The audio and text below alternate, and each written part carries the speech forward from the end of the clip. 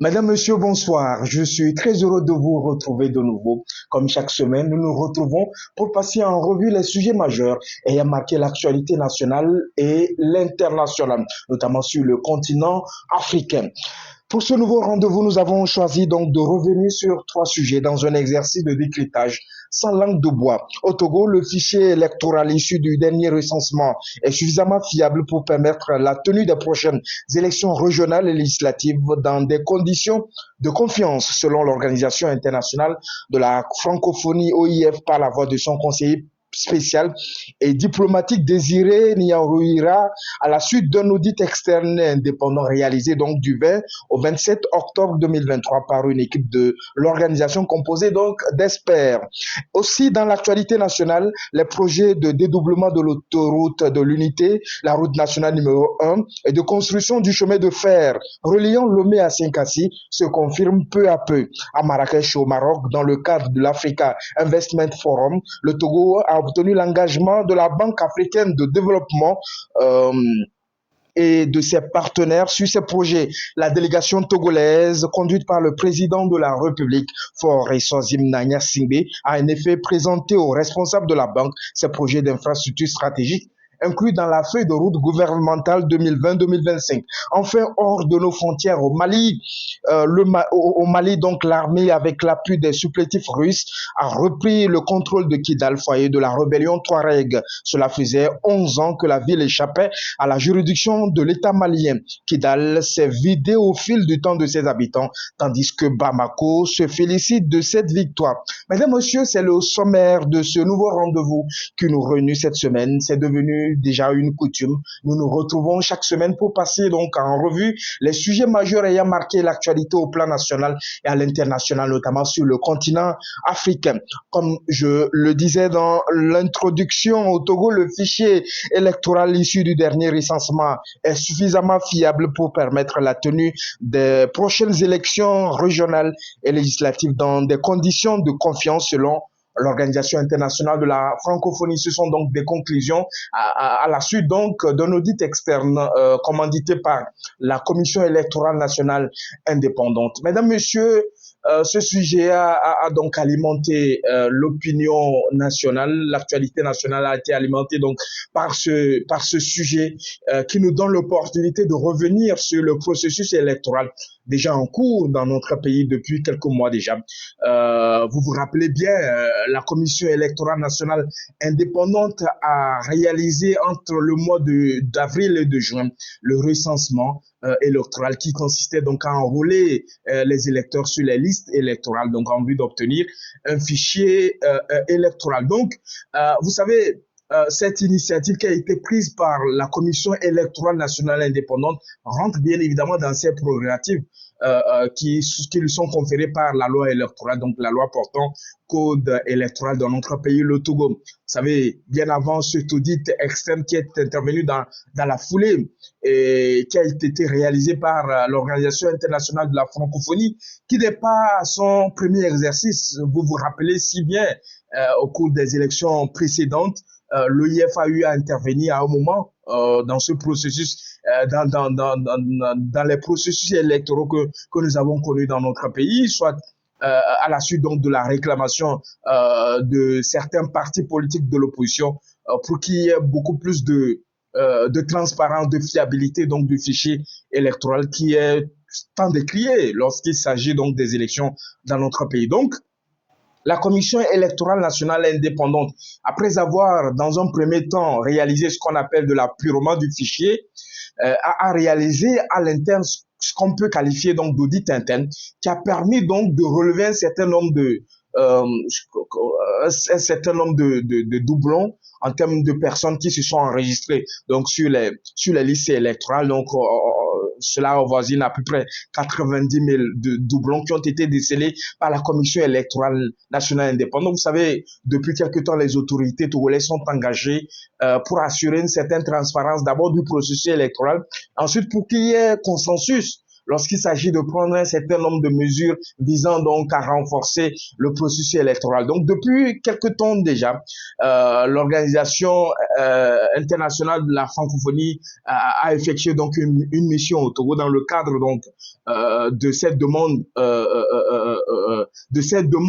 ou de cette sollicitation de la Commission électorale nationale indépendante qui consistait donc à réaliser l'audit externe du fichier. Donc il fallait avoir un œil extérieur pour s'assurer de la fiabilité, pour s'assurer donc que le fichier électoral est intègre, que le fichier électoral remplit les conditions nécessaires pour qu'il y ait des inclusions inclusives, pour qu'il y ait des élections transparentes, pour qu'il y ait des élections sans contestation. Donc, la Commission électorale nationale indépendante, conformément donc aux dispositions du code électoral, donc a sollicité donc l'appui donc de l'Organisation internationale de la francophonie.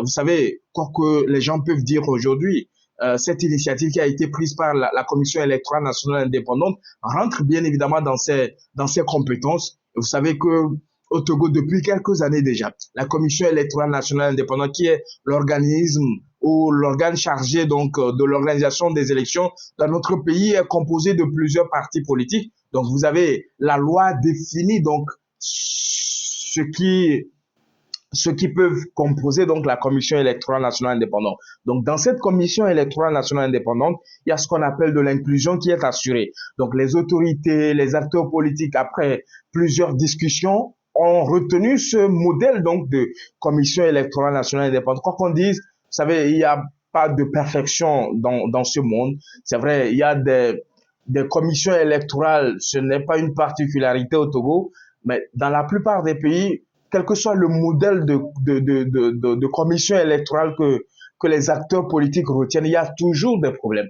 Il y a toujours des insuffisances, il y a toujours des choses à revoir et tout ça là.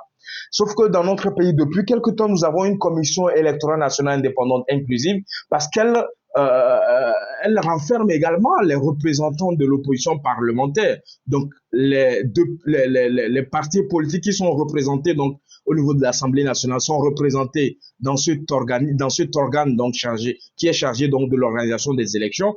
Ensuite, vous avez les représentants donc de l'opposition extra-parlementaire, donc ceux qui ne font pas partie, donc ceux qui ne sont pas représentés au niveau donc de la représentation nationale sont également au niveau de la Commission électorale nationale indépendante. Ce qui fait qu'aujourd'hui, bien évidemment, vous avez la majorité présidentielle qui est représentée, vous avez la société civile qui est représentée également, et vous avez l'administration qui a son représentant au sein de cet organe-là. Ce qui fait que depuis quelque temps, toutes les décisions, toutes les mesures qui sont prises par cet organe-là, par cette commission-là, ce sont des décisions inclusives.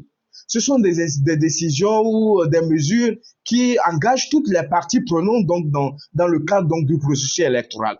Donc aujourd'hui, nous avons une CENI multicolore, donc une CENI dans laquelle on retrouve plusieurs connotations, plusieurs colorations politiques et plusieurs bords politiques et tout ça là. Donc cette sollicitation donc de l'Organisation internationale de la francophonie en réalité engage toutes les parties prenantes dans le cadre donc de la composition de la Commission électorale nationale indépendante. Aujourd'hui, tous les acteurs conviennent qu'en réalité, rien n'empêche à ce qu'on ait des élections fiables, des élections paisibles et tout ça là. Parce que, au-delà de ce qui a été fait à l'interne, donc avec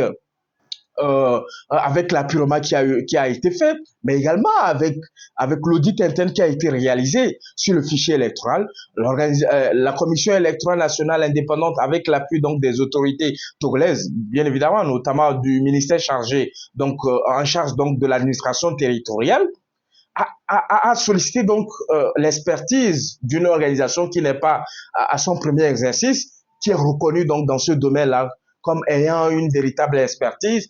Et donc, cette organisation a exercé ou a effectué ce qu'on appelle de l'audit externe, donc l'appréciation donc d'un œil extérieur par rapport à ce qui a été fait en interne par les techniciens de la CENI. Donc aujourd'hui, cette organisation, à la suite donc de cet audit qui a été réalisé, juge que le fichier électoral est suffisamment fiable. Donc toutes les conditions sont réunies pour que les Togolais aillent aux élections législatives régionales. Donc, en réalité,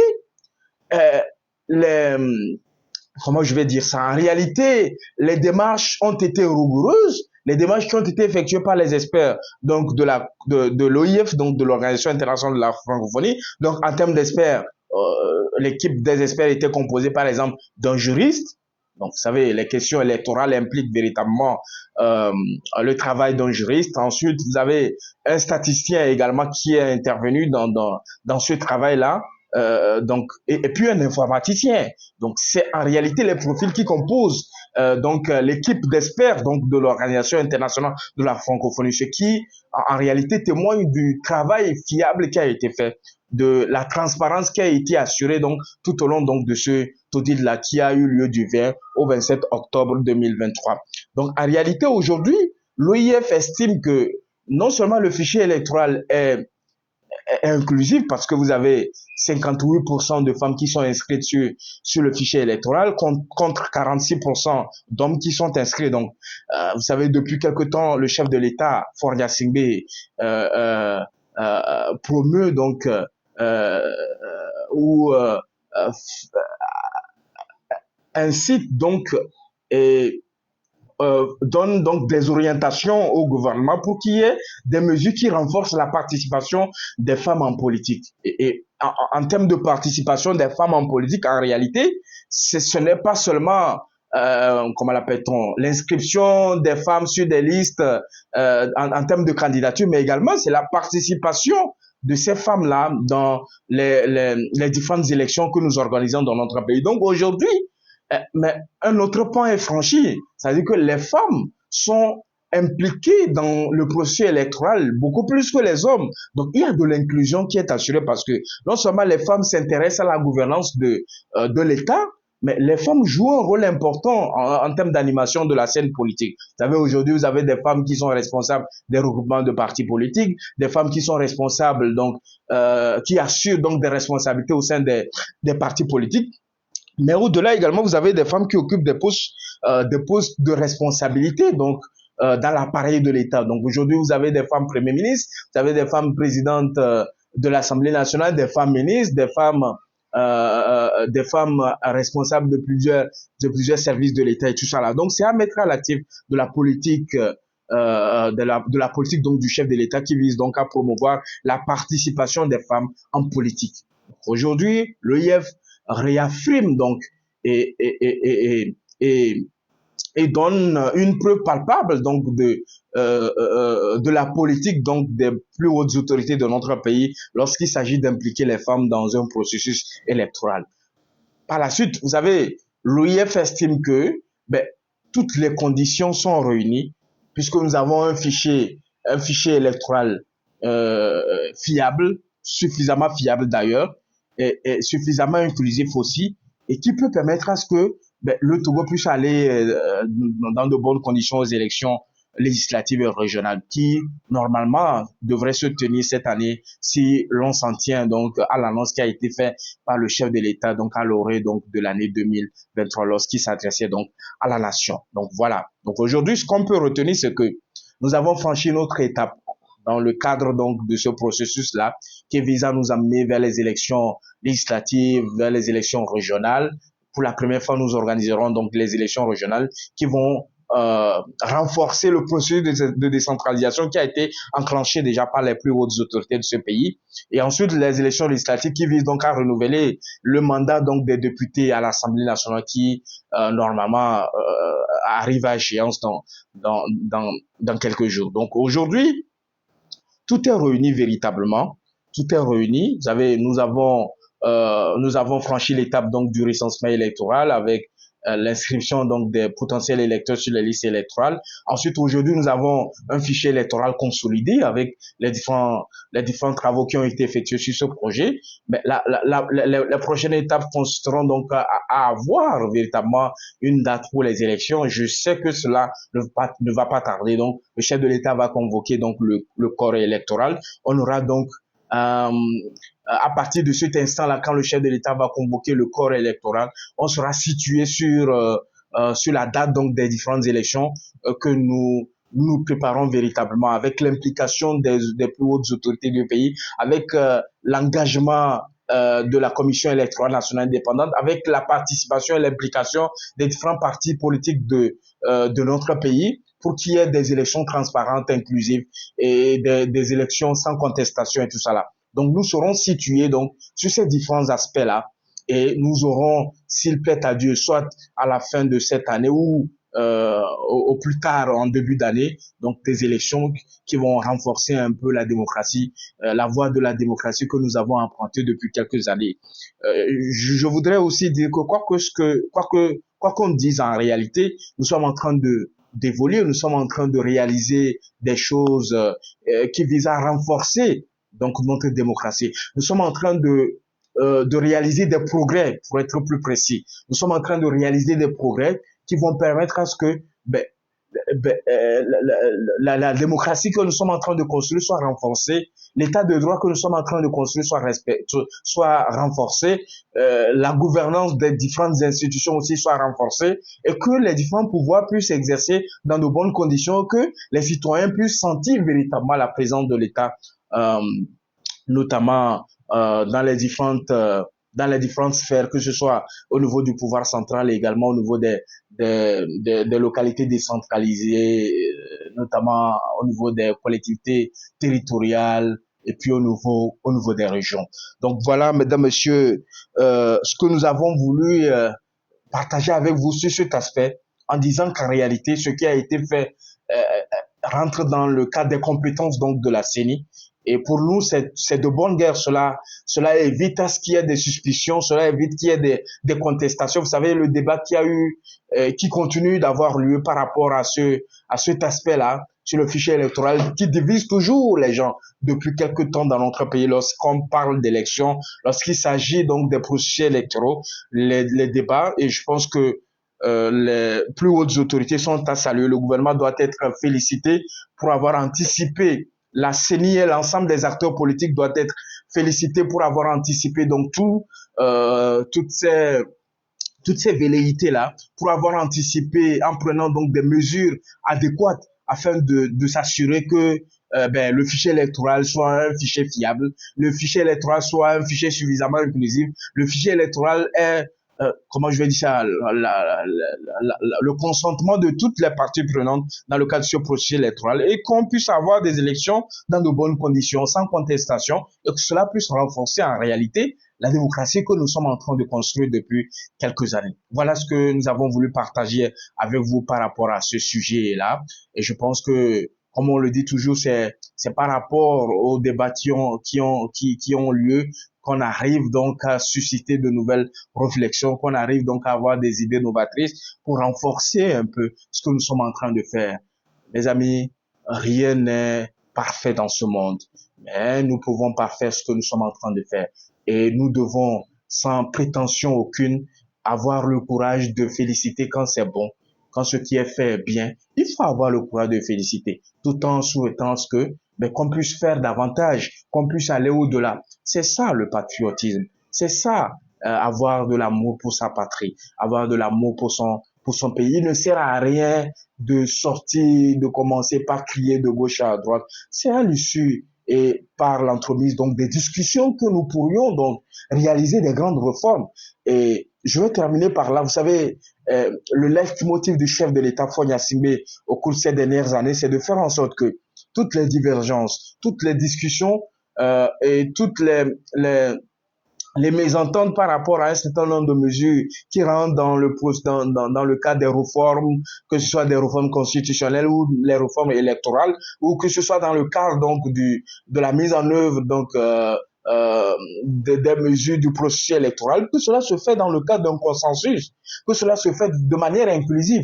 Et cela a valu à ce que les autorités prennent en charge sur eux depuis quelques années en mettant en place le cadre permanent de concertation. Donc, dans le passé, il y avait un nom qui a été accordé. Mais le dialogue demeure le leitmotiv, le dialogue demeure l'arme la plus efficace pour les autorités togolaises aujourd'hui pour qu'on arrive à un début de consensus, on arrive à assurer une certaine inclusion, que toutes les mesures qui sont prises, que cela reflète donc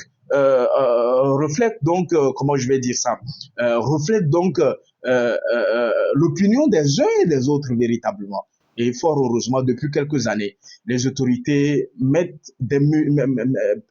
font des efforts en quelque sorte. Les autorités font des efforts pour assurer l'inclusion, pour assurer, comment je vais dire ça, la participation de tous les acteurs politiques, la participation de toutes les parties prenantes. En termes de réforme, et vous savez très bien que les dernières réformes qui ont eu lieu en termes de modification du code électoral sont issues donc des discussions au niveau du du cadre permanent de concertation, les réformes constitutionnelles également. Il y a des choses qui se font, mais qui se font sur la base du consensus, sur la base de l'inclusion, sur la base donc de la participation de toutes les parties prenantes, de tous les acteurs. C'est cela l'ambition, c'est cela la vision du chef de l'État, c'est cela l'engagement donc des plus hautes autorités de notre pays. Voilà ce que je voulais dire par rapport à ce sujet.